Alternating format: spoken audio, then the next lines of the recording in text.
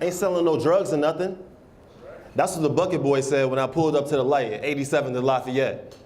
Ain't selling no drugs or nothing. That was his sales pitch. I rolled down my window, I said, excuse me? He said, yeah, I ain't selling no drugs or nothing. I said, so the fact that you aren't selling drugs, that qualifies you to be paid? His friend said, yeah.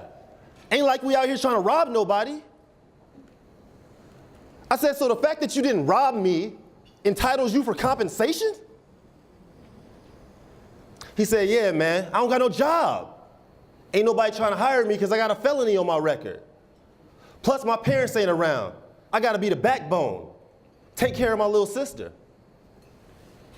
The backbone, he said. Hey, look, I'm a student of effective communication. So I like this sales pitch. Ain't selling no drugs or nothing. That's a compelling sales pitch if you're trying to make some ashtray change, you know what I mean?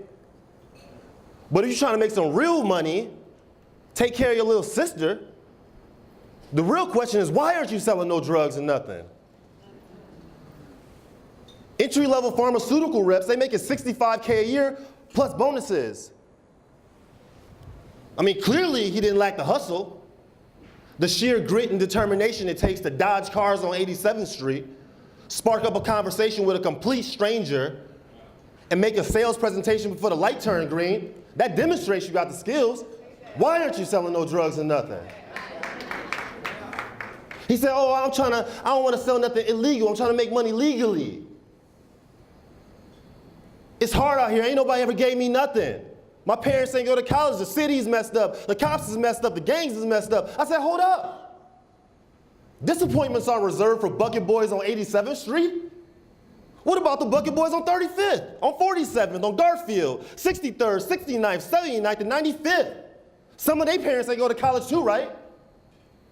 Clearly, it had to rain on them today too, right? He said, I'm just trying to make some money, man. I said, your problem is not money. Your problem is a lack of idea on how to make more money. I said, show me a list of goals in your phone right now. Where's your list of well thought out goals? He said, I don't got no list of goals. I said, see, we got to start right there. If you don't got a list of goals in your phone, I can guess how much money is in your bucket within $10. He said, you can tell all that by if I have a list of goals? I said, yeah. Having a list of goals, that'll change everything for you. A list of personal goals, family goals, business goals, educational goals, daily goals, weekly goals, monthly goals, annual goals. He said, well, how does that work? I said, don't worry about how it works. It gets dark outside, it gets light. It's worked that way for 6,500 years. You don't want to worry about how it works. You want to get on the good side of the way things work. That's how you stay safe in Chicago. You have goals. When you have goals, it creates a force field around you. Goals, they not only tell you what to do, they tell you what not to do. They don't even teach goal setting in school no more. I gave him a journal. It said my goals. I had him write his name on top of it.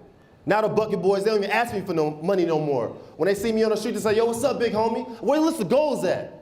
How can I help? Giving you no dollar, man. It's not helping you. But how did he get this way? That's my question. How does he get this way? How does an able-bodied teenager with great presentation skills end up beating on a bucket all day on 87th and Lafayette? Are we crippling this kid by giving him the dollar? Or are we subsidizing his failure, right? And do we as a community, do we have a public responsibility for that type of behavior? Cool, so I think we do. Kids are always telling me, look, Jahmal, I'm a product of my environment. I'm a victim of my circumstances. Hey, I think you're a product of your expectations. But I definitely think your environment affects your well-being. So I run an after-school program with youth. Teenagers, they have never been downtown. They say they've never seen the lake. They never waved for a taxi. They've never been on them new elevators that don't got no buttons, right? They don't know how to get downtown. They can be on a red line station on 79th. They come up to you and say, hey, which way is downtown? You're like, bro, you don't see Sears Tower? You say, what you want to be? They say, I want to be a rapper. I want to be a basketball player. That's cool. I take those same teenagers to Gatorade and they learn about consumer engagement. 2 weeks later, they say, Jahmal, I want to be a consumer engagement specialist. I say, why? They never knew that job existed prior to being exposed to it. Exposure is key. Work with 120 kids, and we expose them. They're from these divested community areas. We expose them to different cultures, different professions, and different cuisines. 120 kids a month, and we got a 15-passenger van. So I'm always dropping the students off at night, me and my staff. He's dropping a young lady off on the west side, 13th and Christiana. When we pulled up to our apartment, there was yellow crime scene tape from our porch all the way to the alley. People in the car was, oh man, that's just yellow tape, that's regular stuff. It ain't serious unless it's the red tape. That's when you know it's been a body. All the kids in the car was like, true, true, true. These kids was 15 years old and they was already forensic scientists. The second kid I dropped off, we dropped him off out south on 63rd and Western. He was like a couple houses down. He had to walk 3 houses down. He jumped out the van and ran towards his house like it was a shooting. Just ran to his house. 3 houses down. This is how much shooting be on this block. The last kid we dropped off, back out west, I think it was like 55th and like West North, right across from El Gran Burrito.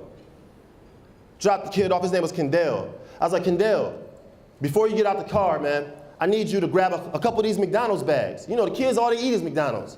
You say, how far away from the school do you live? I live 2 McDonald's away. That's all they eat is McDonald's.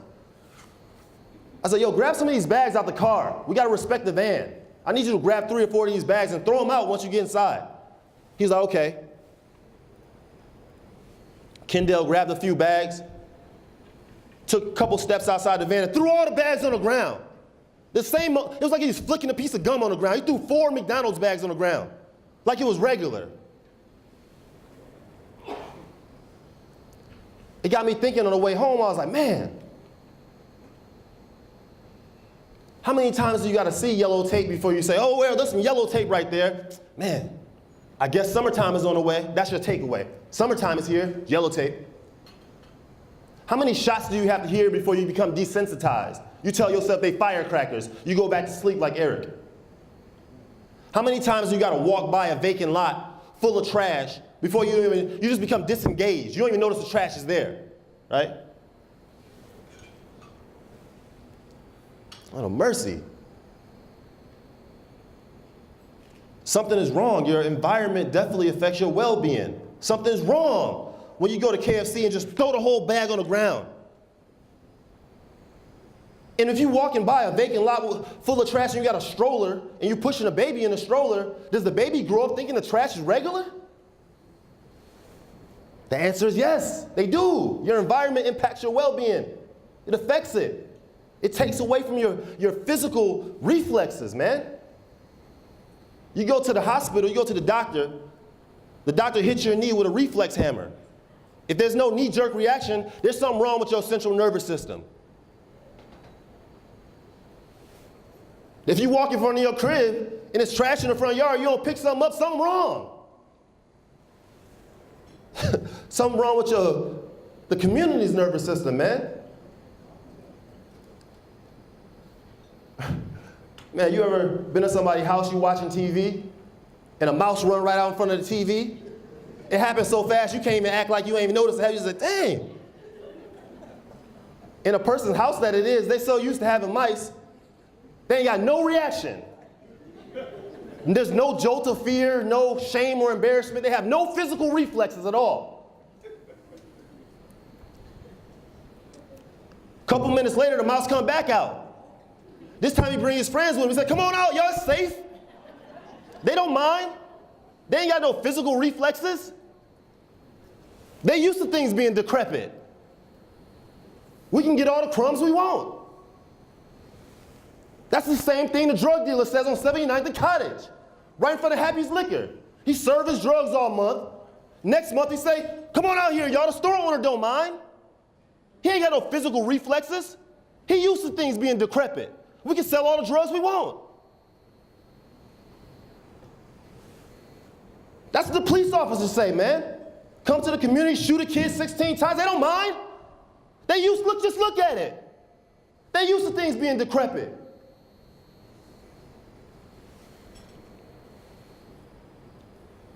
It's not regular. It's not regular, man. I pull up on 79th Street and the German Shepherd sniff me every morning. It's not regular for helicopters to be landing on top of people's houses at night. It's not regular to have to order your food through 3-inch bulletproof glass windows every day. If y'all just ate y'all cheesecake through a bulletproof glass window, you'll be traumatized. It's not regular, man, to walk inside the Walgreens and all the cough syrup is locked up. It's not regular for every billboard in the community to promote cheap divorces and $6,000 tax advances. It's not regular for there to be 15 currency exchanges and no banks. How am I supposed to save, man? It's not regular for there to be a liquor store in every other corner. I might as well get drunk. It's not regular for there to be a holding cell in the basement of a funeral home. It's not regular for there to be paddy wagons parked outside the front of the high school. You gotta take off your belt, take off your shoes, go through a metal detector just to get in high school. It's not regular. It's not regular for people to get buried in a fake Louis Vuitton casket.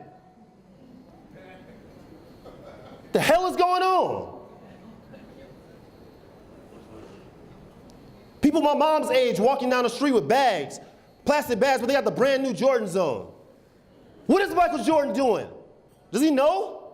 It's not regular.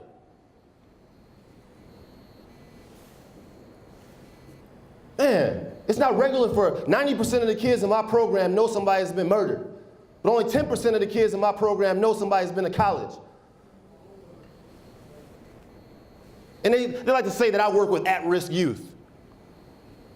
Man, the integrity of this city is at risk if we aren't supporting programs that work with youth.